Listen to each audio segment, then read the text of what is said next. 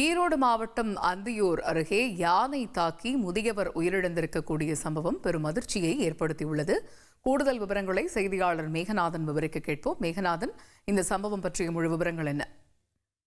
வணக்கம்.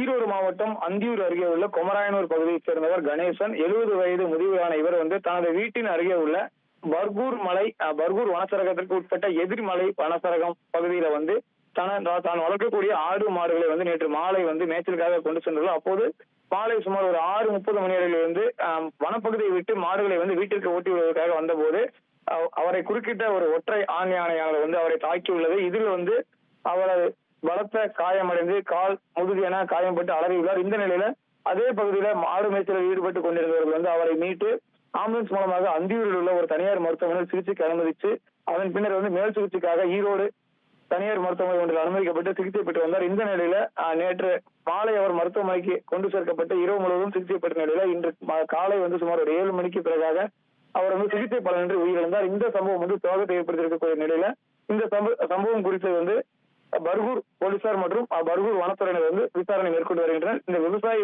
ஆடு மேய்ச்சலுக்கு சென்ற போது யானை தாக்கி உயிரிழந்த சம்பவம் பொது விவசாயிகள் மத்தியிலும் அந்த கூலி தொழிலாளர்கள் மத்தியிலும் சோகத்தை ஏற்படுத்தி இருக்கிறது. தகவல்களுக்கு நன்றி மேகநாதன். தந்தி டிவியை உங்கள் கேபிள் டிவி ஆபரேட்டரிடம் இலவசமாக கேட்டு பெறுங்கள். செய்திகளை உடனுக்குடன் தெரிந்து கொள்ள உடனே சப்ஸ்கிரைப் பண்ணுங்க.